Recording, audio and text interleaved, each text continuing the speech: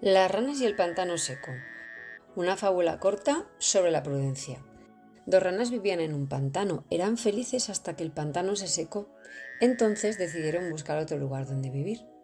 Caminaron durante bastante tiempo y de pronto descubrieron un pozo con bastante agua. «¡Hey, amiga!», dijo una de las ranas.